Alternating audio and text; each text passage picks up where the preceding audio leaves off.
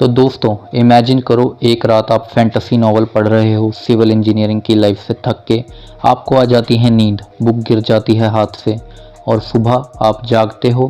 पर ये जागना नहीं, ये तो जैसे ज़िंदगी का अल्टीमेट प्लॉट ट्विस्ट है। ठंडी सड़क पे सर दर्द से फट रहा है, जबड़ा ठंड से अकड़ गया है और आपका चेहरा एक विलन जैसा जो नॉवल में मर जाता है। क्या करोगे आप? भागोगे या फिर इस नई दुनिया को अपना लोगे? आज और रेवा टाकू चांद पे we are both going to dive in the world of the greatest estate developer. तो कुर्सी की पेटियां बांध लो, क्योंकि ये नहीं है कोई सिंपल इसेकाई, ये है एक स्कैम आर्टिस्ट का राइज इंजीनियरिंग के नाम पे। रेडी हो आप लोग? चलो शुरू करते हैं। तो स्टोरी शुरू होती है लॉयड से, जो ठंड में सड़क पे गिरा पड़ा है और एक विंडो पॉपअप उसे बताता है you are now a character of knight of blood and iron.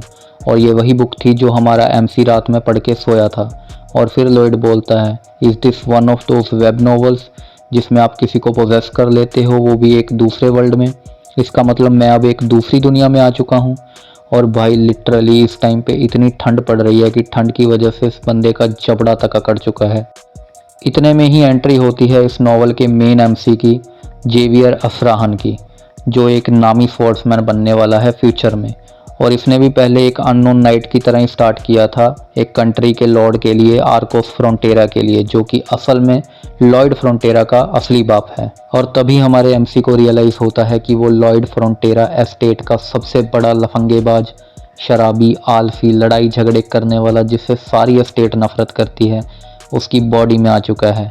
और ये बात वो गलती से आउट लाउड बोल देता है। और ज़रा तुम जेवियर की स्मर्क और इसका रिप्लाई सुनो, मैंने तो बस तुम्हारा नाम लिया था, पर अच्छा है कम से कम तुम सेल्फ अवेयर तो हो। इसके बाद सीन चेंज होता है, दोनों लौंडे वापस मेंशन आते हैं और जेवियर लॉयड को बताता है कि तुमने दोपहर से ही दारू पीनी चालू कर दी थी, तुम भंड हो गए और फिर तुमने पब का सारा फर्नीचर तोड़ दिया और फिर घर वापस आते वक्त तुम पास आउट हो गए।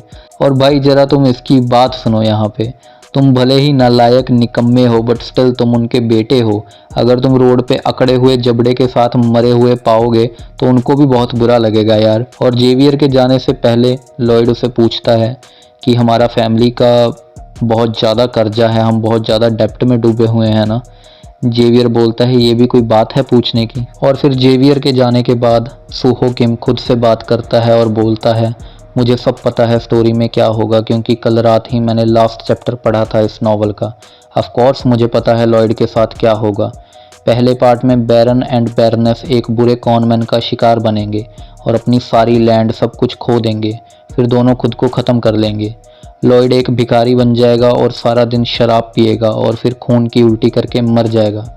और अब हमारा एमसी परेशान हो रहा है कि बड़े घर का बेटा बनने का क्या फ़ायदा हुआ, ये ज़िंदगी भी तो कोरिया की घटिया ज़िंदगी के जैसी ही तो है। और अगली सुबह लॉयड की माँ मार्बेला फ्रंटेरा उसे बोलती है कल रात तुमने फिर पब में झगड़ा किया और तोड़फोड़ की, मैं रिक्वेस्ट करती हूँ इस बार प्लीज़ जाकर उस पब ओनर से माफ़ी मांग लेना। और लॉयड आगे से कहता है हाँ मैं माफ़ी मांग लूँगा। उसका रिप्लाई सुन के दोनों जेवियर और मार्बेला दोनों कंफ्यूज और शॉक हो जाते हैं कि इसने हाँ कैसे कर दी आज। और फिर लॉयड जाता है पब ओनर के पास। जैसे ही वो एस्टेट में एंटर करता है सब लोग उससे देखकर छुपने लगते हैं, क्योंकि वो लोग उससे डरते हैं। सब बच्चे अपने घर के खिड़कियां दरवाजे भी बंद करने लगते हैं। इसी बीच जेवियर भी उसका पीछा कर रहा होता है और लॉयड के पूछने पे वो बताता है कि हिज लॉर्डशिप ने उसे बोला है तुम्हारे साथ जाने को। और वो बोलता है मैं तुम्हें गांव वालों से बचाऊंगा अगर तुमने कोई गड़बड़ की तो। लॉयड बोलता है क्या मैं कोई गुंडा वगैरह हूँ, गैंगस्टर हूँ? लॉयड सोचता है उसके पास कोई चीट कोड या कोई स्किल वगैरह नहीं है, तो सिस्टम उसको दो स्किल्स देता है, ह्यूमन स्कम जिसमें लोग उसे देखते ही अजीब सी शक्ल बना लेंगे, और राउडी ड्रंकर्ड जिसमें ये एक नंबर का चूतिया बन जाएगा। भाई और कितना ही बुरा होगा इसके साथ। अब जेवियर और लॉयड दोनों पब ओनर के पास पहुंचते हैं और यहाँ से स्टार्ट होता है लॉयड का पहला reputation recovery side quest.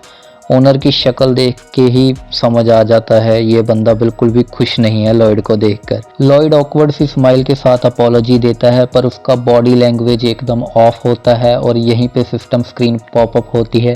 Basically वो उसको बोलती है भाई तेरी स्टोरी में सिंसेरिटी 0% है। जब लॉयड थोड़ा और पोलाइट होने की कोशिश करता है, ओनर का रिएक्शन और भी बेचारों वाला हो जाता है। भाई लिटरली बंदे की फटी पड़ी है, बेचारा डर के मारे बोलता है प्लीज़ ऐसे मत करो। तब लॉयड को समझ आता है इस बंदे ने पोलाइट लॉयड कभी देखा ही नहीं है। इसके लिए polite Lloyd equals to something terrible is about to happen. मतलब लॉयड का डिसेंट होना भी लोगों के लिए रेड फ्लैग बन चुका है भाई। अब जब ओनर लॉयड का ये एटीट्यूड मिक्स अपॉलॉजी देखता है तो वो ऑकवर्डली बोलता है, हाँ ठीक है, तुम्हें सॉरी बोलने की ज़रूरत नहीं है। और ओनर भी ऐसा इसलिए बोल रहा है क्योंकि वो और ज़्यादा नर्वस हो चुका है। उसे लग रहा है कि लॉयड जितना पोलाइट बिहेव करेगा कोई उससे बड़ा तूफान लाएगा। मतलब भाई बंदे की इमेज ऐसी बन चुकी है, वो स्वीट हो या अग्रेसिव हो दोनों में ही डेंजरस लग रहा है। पब से बाहर आने के बाद लॉयड जेवियर को बोलता है कि यार इतनी मेहनत से सॉरी भी बोली फिर भी बंदा खुश तक नहीं हुआ। जेवियर बहुत ही कामली रिप्लाई देता है कि तुमने जो कल तोड़ फोड़ की थी वो सब ओनर ने हार्ड अर्न्ड मनी से खरीदा था और तब तक वो संतुष्ट नहीं होगा जब तक कंपनसेट ना हो। लॉयड ये बात सुन के थोड़ा सीरियस होता है। उसको फील होता है कि यार यहाँ पे गुडविल कमाना इतना इजी नहीं होगा। जब लॉयड अपना नेक्स्ट मूव सोच ही रहा होता है तभी सिस्टम फिर से पॉपअप होता है, वो एग्जैक्ट मोमेंट जहां रीडर्स को रियलाइज होता है कि लॉयड के एक्शंस इस दुनिया में ट्रैक हो रहे हैं, इवैल्यूएट हो रहे हैं और उसको शायद कुछ रूल्स फॉलो करने पड़ेंगे जिसके बारे में उसे खुद भी अभी कुछ नहीं पता। और बस यहीं पे होता है चैप्टर फर्स्ट एंड। तुम मुझे कमेंट में बताना अगर तुम लॉयड की जगह होते तो सबसे पहले किसको हैंडल करते, डेप्ट, विलेजर्स या खुद की इमेज को वाइट वॉश करते। मैं तुम्हारे रिप्लाई ज़रूर पढ़ूंगा। चलो फिर मिलते हैं पार्ट 2 के अंदर। Same vibe same energy only on ओरेवा ओटाकू-चान। पीस।